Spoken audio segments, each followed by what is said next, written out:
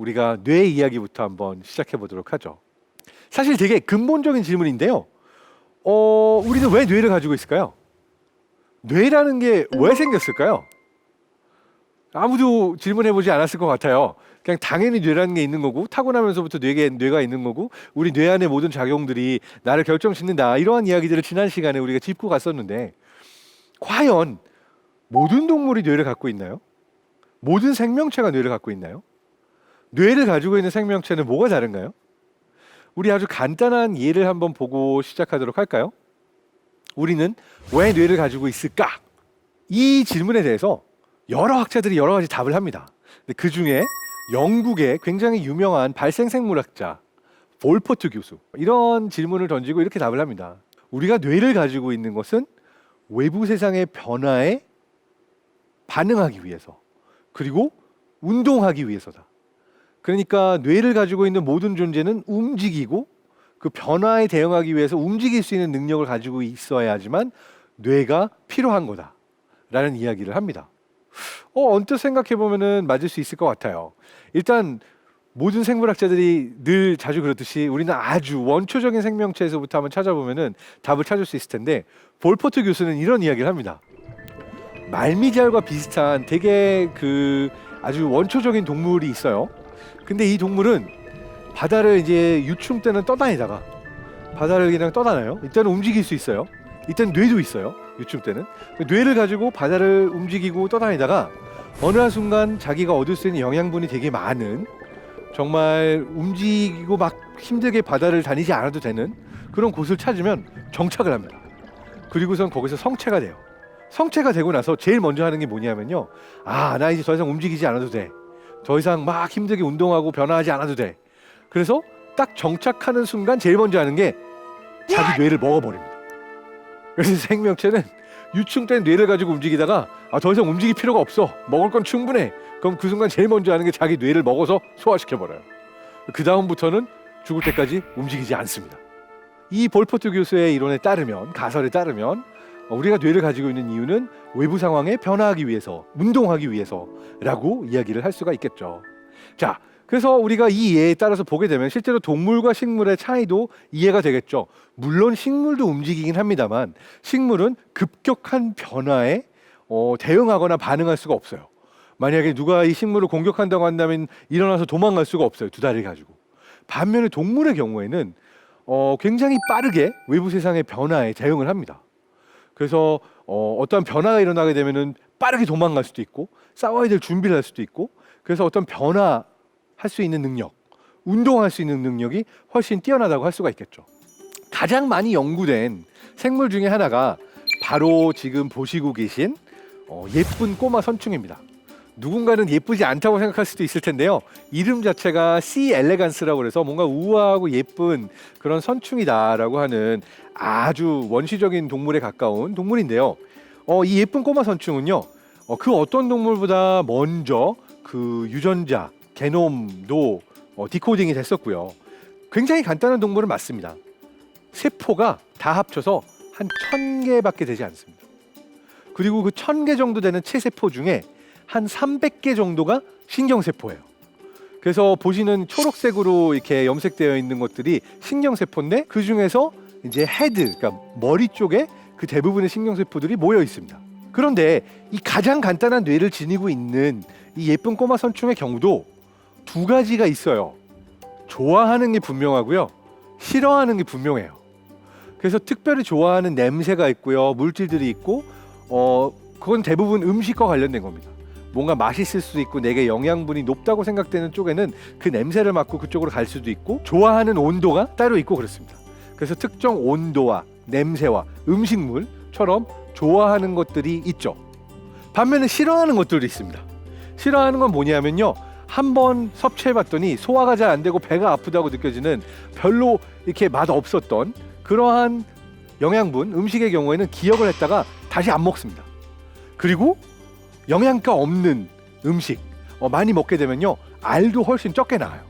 그러니까 이게 별로 먹을 게 없는 환경에서는 내가 후손을 굳이 많이 남겨봤자 소용이 없다라는 것조차도 아는 생명인 것 같아요. 그리고 또 건드리는 거 되게 싫어합니다. 머리 부분을 툭툭 건드리면 굉장히 싫어해가지고 반대 방향으로 움직여서 갑니다. 그 좋아하는 것과 싫어하는 게 분명하죠. 그래서 이 생명체에서의 뇌도 기본적으로 이 좋아하는 것과 싫어하는 것을 구분할 수 있게 해주는 그런 기능이 있는 거죠. 그래서 돌아가자면 가장 원시적인 뇌는 움직이기 위해서 진화했다라고 말할 수 있고, 그 움직이는 것을 위해서는 좋아하는 것과 싫어하는 것이 나뉘어져 있는 거죠. 자, 이러한 간단한 생명체를 연구한 학자들이 그럼 요걸 기반으로 똑같이 반응하는 어떤 기계를 만들어 볼 수 없을까라고 고민을 합니다.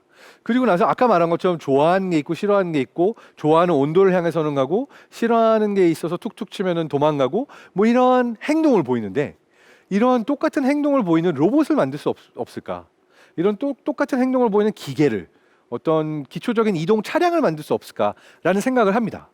그래서 지금 보여드리는 도식은 제가 독일에 있는 막스 플랑크 바이오사이버네틱스 연구소에 있을 때 제 스승님이 쓰신 책에 나오는 그런 챕터인데요. 정말 아주 간단한 생명체를 시뮬레이션에서 기계로 만들어 보자라고 제안을 하세요.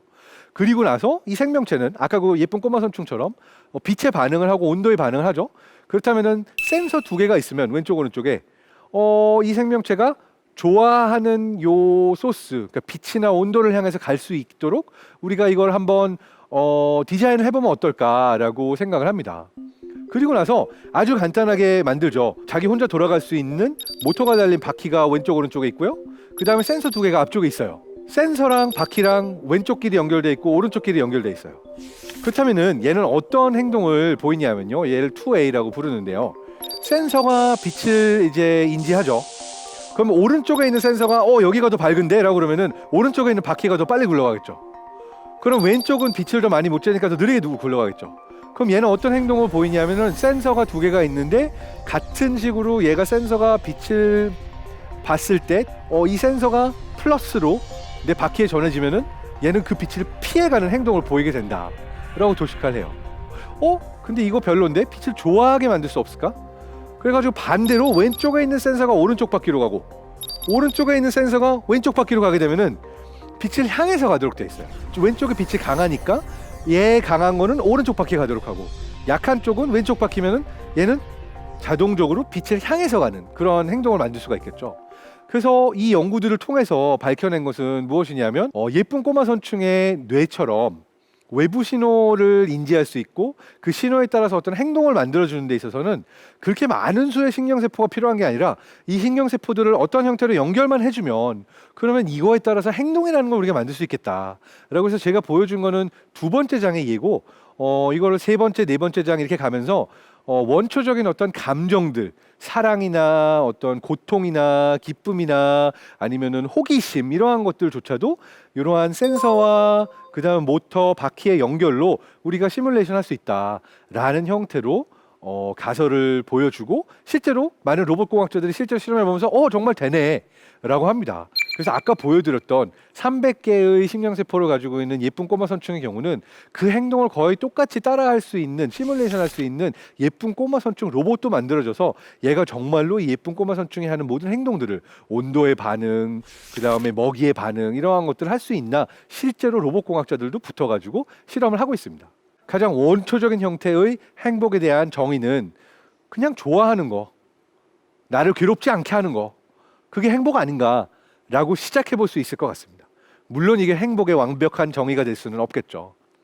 우리가 한 걸음 더 가볼까요? 내가 행복하다고 여겨지는 상태일 때 뇌는 어떤 상태일까? 내가 행복하다고 느껴진 상태일 때 뇌 안에서는 어떤 일들이 일어나고 있을까? 가장 기초적으로 우리가 보통 살펴보는 게 행복 호르몬이 있지 않을까? 뭔가 뇌 안에서 나오는 신경 전달 물질이나 호르몬들 중에서 행복과 관련된 호르몬들이 있지 않을까? 가장 많이 알려진 행복 호르몬이라고 알려진 그 호르몬이 도파민이라고 하죠. 도파민은 사실 신경 전달 물질인데 무엇과 관련이 있냐면 보상과 관련이 있어요. 그래서 우리 뇌가 기억을 하고 학습을 할 때 아주 중요합니다. 그래서 도파민이 분비되는 건 언제 분비가 되냐면요, 뭔가를 내가 음식이 어딨나 찾았어요. 찾아가는 과정은 어떤 학습의 과정이라고 할 수 있죠. 그렇다면 정말로 음식을 찾았을 때 여기 있네, 이걸 기억해야 되잖아요. 그 순간 도파민이 분비가 됩니다. 찾아나서던 음식이 여기 있네. 그래서 크나큰 보상의 기쁨을 맛보는 거죠.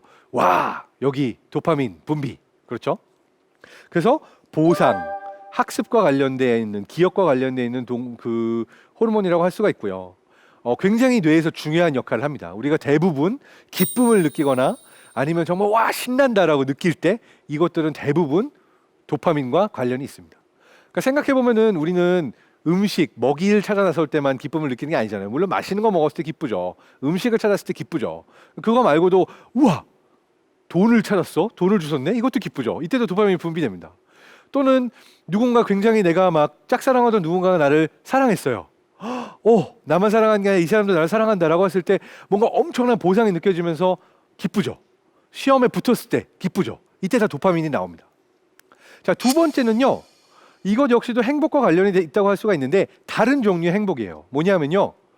어머니와 아기를 생각하면 돼요. 아기가 태어났을 때 무한으로 신뢰하는 존재가 바로 어머니입니다.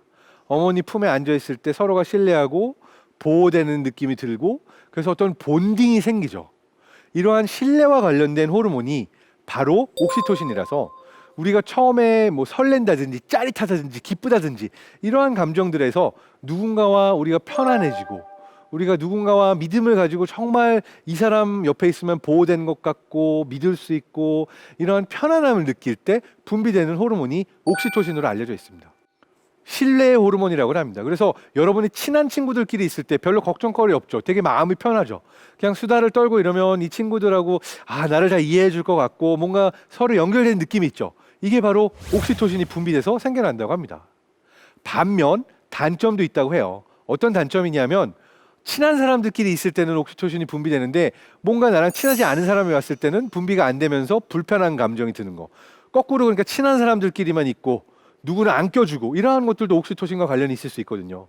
그래서 좀 안 좋은 예의 경우에는 옥시토신이 과다 분비되거나 특정 그룹에서 이런 본딩이 이루어지게 되면은 다른 그룹에 대한 어떤 배척까지도 연결이 될 수 있다라고 알려져 있죠. 자, 우리 짚어봤어요. 도파민은 보상, 옥시토신은 신뢰, 편안함. 근데 이 편안함, 안정감과 관련되어 있는 호르몬이 또 하나 있습니다. 세로토닌이에요. 세로토닌이 분비됐을 때도 우리는 행복하다고 느껴요. 세로토닌은 어떻게 보면 웰빙과 관련된 호르몬, 웰빙과 관련된 신경 전달 물질이라고 할 수 있습니다. 왜냐하면요, 배불리 먹었을 때 세로토닌 분비돼요. 내가 뭔가 편안한데도 릴렉스 되어 있고 걱정할 거리가 없다. 이런 어떤 평안함을 느낄 때도 세로토닌이 분비돼요. 수면과도 관련돼 있어요. 잘 잘 때, 뭐 명상할 때, 잘 먹었을 때, 심지어는 사랑하는 사람과 함께 있을 때 성욕과도 관련이 있어요. 또 다른 형태로. 그래서 세로토닌은 우리에게 행복감을 주는 호르몬이기도 하고요. 또 세로토닌이 모자라게 되면은 우울증과 관련이 있다고도 돼 있어서 우울증을 치료하는 약으로도 세로토닌 베타 블로커라고 하는 그러한 약을 우리가 보통 대부분 투여받습니다. 그래서 세로토닌은 행복, 웰빙, 그리고 무엇보다도 편안한 마음 이런 것과 관련이 있는 행복과 관련되는 호르몬이라고 할 수가 있겠죠. 자, 네 번째 호르몬은 엔도르핀입니다. 엔도르핀은 언제 분비가 되냐면요. 산모가 출산의 고통을 느낄 때 분비된다고 알려져 있어요. 그러니까 이게 정말 출산의 고통은 저 같은 남성으로서는 상상을 할 수도 없는 그런 고통이라고 하죠. 저희 아내는 저한테 이런 얘기를 한 적도 있어요. 콧구멍으로 수박이 나온다고 생각해봐. 얼마나 괴로운데 그건 상상도 할 수 없어. 저는 사실 콧구멍으로 수박이 나오는 건 상상도 할 수가 없긴 한데 그 이상의 어떤 고통을 느끼죠. 그래서 그 옆에 있고 고통스러워하는 아내의 손을 잡아주기만 했습니다만 저는 정말 고통스러운 것을 옆에서 같이 경험하면서 와 이건 정말 상상할 수 없는 고통이다라고 느꼈어요. 근데 이러한 산모의 상상도 할 수 없는 고통을 한순간에 아이가 나오잖아요. 그래서 이제 그 신생아가 울면서 내 가슴에 안겨질 때 한순간 모든 고통이 사라진대요. 정말 말로 설명할 수가 없이 이 모든 고통이 한 방에 사라진다고 합니다. 근데 이때 분비되는 호르몬이 바로 엔도르핀이라고 하죠. 그래서 엔도르핀은 고통 완화와 관련된 호르몬이고요. 엔도르핀이 분비되는 다른 순간들도 있습니다. 운동선수들이 러너스 하이라고 그러는데 힘들게 정말 힘들게 막 내가 조깅을 하다가 내 한계를 넘어서 더 이상 안 될 때까지 가다가 어느 순간 쓰러질 것 같은데 그 한계를 넘어섰을 때 정말 짜릿한 정말 나는 더 이상 내가 뛰고 있거나 괴로운 걸 느낄 수도 없을 정도로 날아가는 것 같은 느낌으로 뛰는 걸 느낄 수도 없이 계속 뛰고 있는 그런 순간들이 마라톤 선수들이나 조깅을 좋아하는 선수들 이런 사람들이 온다고 합니다. 이때가 러너스 하이인데도 이때도 고통을 완화시켜주는 엔도르핀이 분비가 되는 거죠.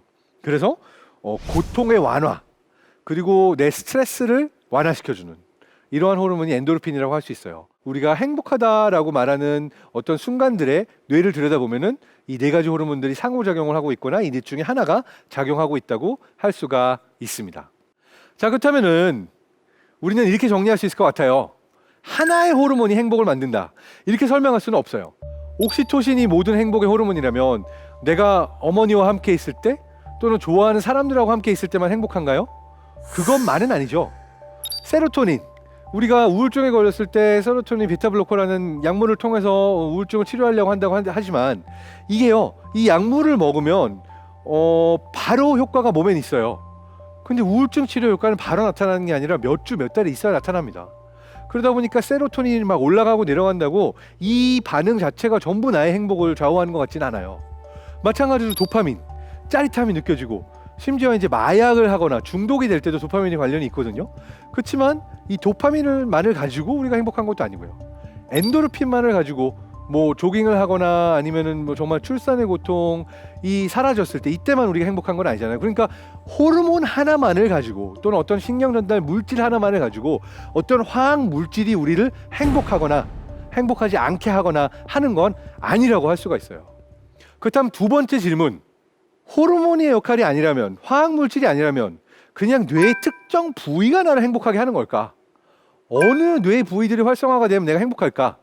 그래서 행복할 때 활성화되는 뇌의 부위는 어딘가 봤어요. 그랬더니 행복할 때 활성화되는 뇌의 부위도 정말 많아요. 어떤 사람들은 전전두엽이 활성화돼가지고 내가 행복에 대해서 막 어떤 기대를 가지고 생각하고 할 때 활성화된다고 하기도 하고요. 어떤 사람들은 내 행복의 가치를 느껴야 되기 때문에 또 다른 뭐 OFC라고 불리는 영역과 행복에 관련이 있다고 말하는 사람도 있고요.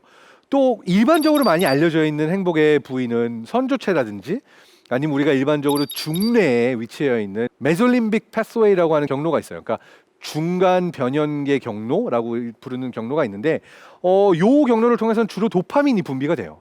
그래서 요 부위가 뇌에서는 우리에게 행복감을 주는 뭐 부위다. 이렇게 가설화 해볼 수도 있을 거예요. 근데 문제는 모든 연구들을 다 종합해 보면은 하나의 부위만이 아니고 하나의 부위가 다른 부위와 어떻게 상호작용하는지 저마다 다른 뇌 전체의 다른 부위들이 다 행복과 관련이 있는 부위라고 연구 결과가 나온 겁니다. 분명히 어떤 부위들이 행복과 관련이 있긴 하지만 거꾸로 이 부위라고 해서 요게 행복을 다 책임지는 건 아니다라고 결론을 내릴 수가 있을 거예요. 그러다 보니까 우리는 한 걸음 더 가야 됩니다. 처음에 그냥 동물을 보거나 아니면은 기계를 보거나 좋아하는 거 싫어하는 거 정도로 행복을 우리가 어떻게 잡아볼 수 있을까 했더니 어려웠어요. 그러면은 어떤 호르몬의 분비나 화학 물질로 행복을 찾아볼 수 있나 했더니 이것도 어렵습니다. 그렇다면 뇌의 어떤 부위들을 가지고 우리가 행복을 잡아볼 수 있나 했더니 이것 역시도 어렵다는 답이 나왔어요. 자, 과학자는 총체적 난국에 부딪힙니다. 대체 어떻게 행복을 잡을 수가 있지? 그러면 과학자들은 대부분 본연의 질문에 돌아가는 거죠. 그래, 네가 이때 행복하다고 했는데 우리가 같은 정의를 가지고 있나 한번 보자. 행복의 정의가 무언가 보자. 또 다른 질문도 할 수 있어요. 그래, 너가 행복을 측정한다고 하고 호르몬들을 측정했는데 우리가 측정하려고 했던 방법들이 모두 같았던 걸까? 어떤 사람들은 어떻게 행복한지 측정할 때 행복하세요? 물어봐서 설문지로 측정했어요. 어떤 사람들의 경우는 도파민이 분비가 많이 되나 측정을 했어요. 어떤 사람들의 경우는 감정의 영역에서 어떤 중간 변연계 경로의 활성화 정도를 보고서는 행복을 측정한다고 했어요. 측정 방법 자체가 다 다른 거예요. 그러다 보니까 행복을 정의하기가 너무 어렵습니다. 그런데요, 뇌과학자들도 요 정도 영역에 와서 행복이 무엇인가라고 물어보면요, 결국 수백 년 동안, 수천 년 동안 여러 철학자들이 물어봤던 그러한 질문에 똑같이 봉착하게 된 겁니다.